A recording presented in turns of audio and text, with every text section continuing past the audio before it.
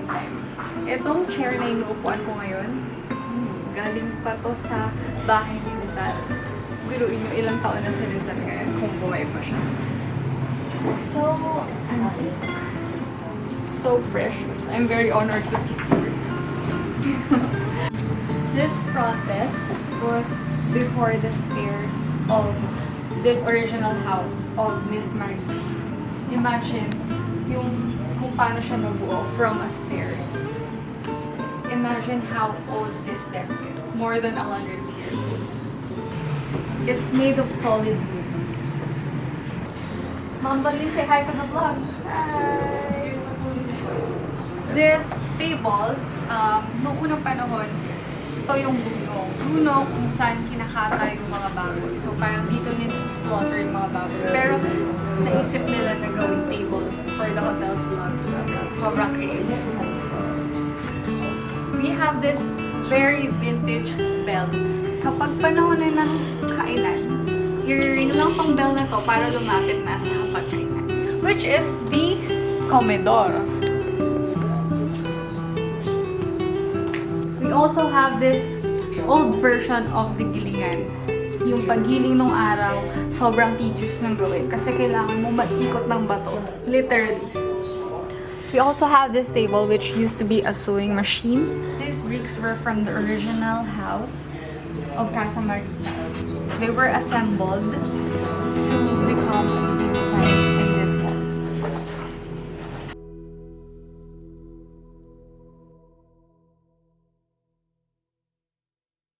I'm here at Casa Marita, and here we have Miss Vicky of Casa Marita here in Vigan.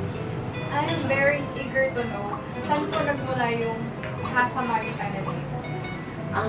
Marita is our grandmother. One of her sons was ready to say Oriana wanted to have something in honor of her mother.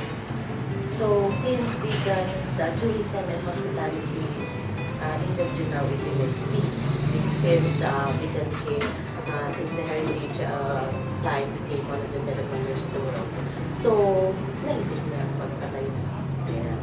So, this is just a 9-bedroom hotel, but I'm so happy that it's almost always full. Whether we are speaking of peak or rainy seasons, hindi lang na. Kasi everyday naman, we do not run out of guests. For my next question po, ano po yung maipagmamalaki dito na dito lang sa Casa Marita matatagpuan? Oh, I guess like what the reviews say most of the time, it's the service that we give to our guests. Yung bang aalis yung guest na masaya siya, and the feeling of being welcome, they are very much accommodated. Tapos ina-assist namin sila with their tours. And of course, our buffet breakfast. Yes. Yes. I've seen their buffet breakfast and I could say na yung feeling dito para ka lang nasa bahay. Then you'll go down for breakfast and kakain ka ng marami kasi ang sarap-sarap ng mga pagkain. Yes, it is actually a combination of course, Ilocano dishes, Tagalog, and English breakfast. Before that kasi, when the guest comes in and book for breakfast, we already ask them what's their preferences for breakfast. So that when the guest comes down for breakfast, hindi naman siya disappointed. Yung meron at meron siyang kakainin. That's why we offer more than 10 dishes to choose from. Like what Miss Vicky said, sobrang daming mga pagkain na nakakain sa kanilang buffet table. And ngayon po ma'am, I would like to ask, how long has this been placed running? Yes, this started last year, January of 2019. Yes. Ganun pa lang siya ka-young. So, sobrang bago lang ng place. And at the same time, hindi rin sila nauubusan ng guests. So, I would also like to know yung inspiration po for the design of this cozy hotel or bread and breakfast. Yes. First and foremost, since we are one of the 7 wonders of the world because of our heritage site, there is a specific zone, certain meters away or near from the site that you have to be obliged to follow the structural design. But ang maganda doon, even if the structural design is old, inside you can already make it as modern. That's why we have a modern rooms with all the modern amenities naman, which we'll see later. Yeah. Later we'll be able to take a look at the rooms. Yes. Will you please invite everyone to come and visit Casa Marita? Yes. I would like to invite everybody to try and have a feel of Casa Marita. I can assure you of a great service, and you will not have any problem with your trips because we will assist you with them, with your tours within Vigan and the neighboring towns of Vigan. And aside from that, is we will give you a feeling of a home away from home, that is the main mission and vision of Casa Marita for everybody. And we will also give you a sumptuous breakfast because we know that all the travelers are tired from travel and will be more tired with the different places to visit in Vigan. And for those who have already visited Casa Marita, thank you so much for giving us the best reviews online. That made us number one. Number one. That's why everybody wants to book here. And for those that we were not able to accommodate, there's always a second time. Next time. Okay. Thank you so much, ma'am. Thank you. Well, I hope you guys will be able to visit Casa Marita. It's the best here in Vigan. Thank you. Thank you po. Welcome to the room. Sobrang homey yung feeling. Ito yung restroom. Pasok tayo. Look. Yung mirror, and then itong shower room. Yung ganda ng overhead shower. Very relaxing yun kapag nag-shower ka. Meron ding heater if you want it cold or hot. Sobrang sarap sa feeling, lalo na kung ngayong summer, mag-cold shower ka. One of the things I'm looking for in a hotel is the heater. Kasi I want na kapag shower ako, I will be relaxed. And look, I found it here. We also have a big television here. So whenever gusto mo mag-update sa news, look, makakapanood ka. Then there's the mini refrigerator. Kapag merong snacks na kailangang ilagay. Then some glasses here for drinking. And look at the closet. It's made of really nice wood. Then you can slide it and put all your clothes on here. Ganda. There's also another door. So you can put as much clothes as you have while you're staying here. Yung curtain nila, it's cream in color. Sobrang nagko-complement sa closet. Then, it's an air-conditioned room. So that's the aircon.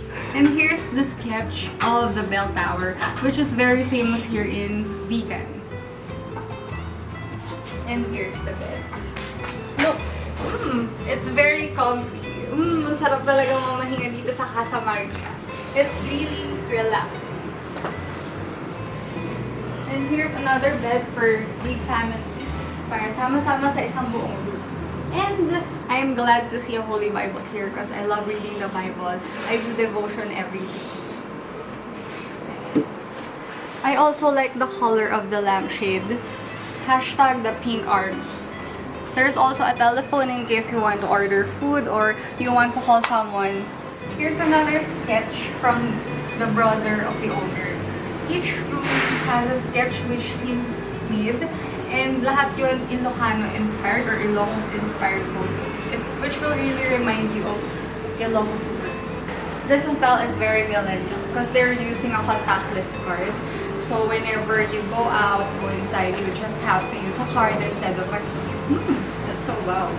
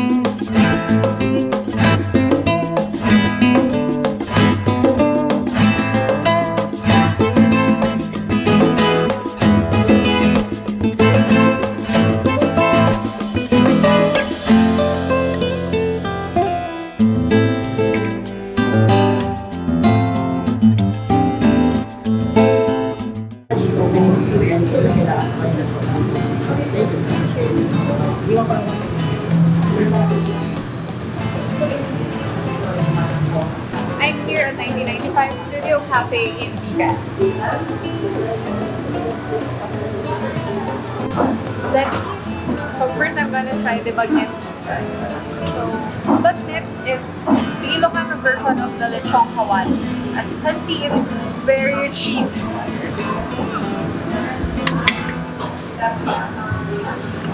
Wow.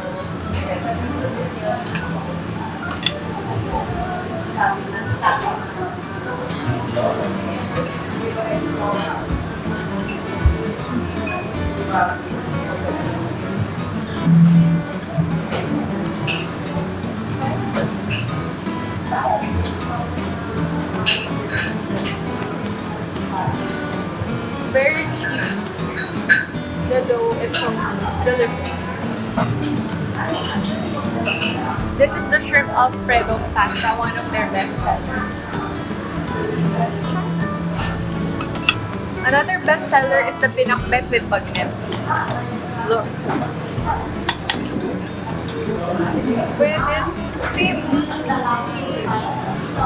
With their famous KBL na sausawan, kamatis, sibuyas, and bagoong.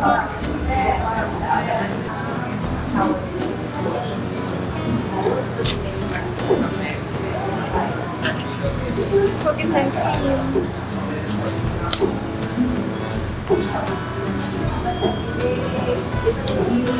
I love the sweet and creamy taste.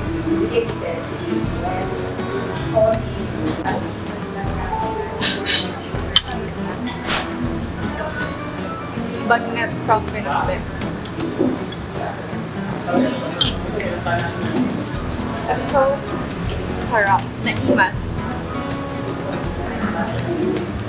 Shrimp Alfredo pasta.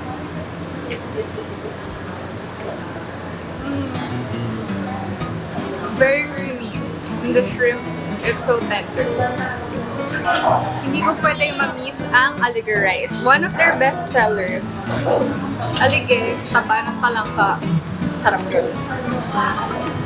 Kahit na sinasabi nila na nakakit. Daldog-lag ako.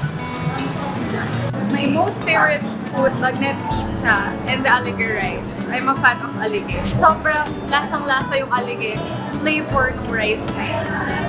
I also love the desserts because paborito ko talaga yung mga creamy, cheesy na food. So, yung dessert, lahat ng flavors ng frap and the milk tea, I love all of them. Sobrang napusog ako sa sarap ng mga pagkain dito sa 1995 Studio Vegan. Babalik ako ulit dito.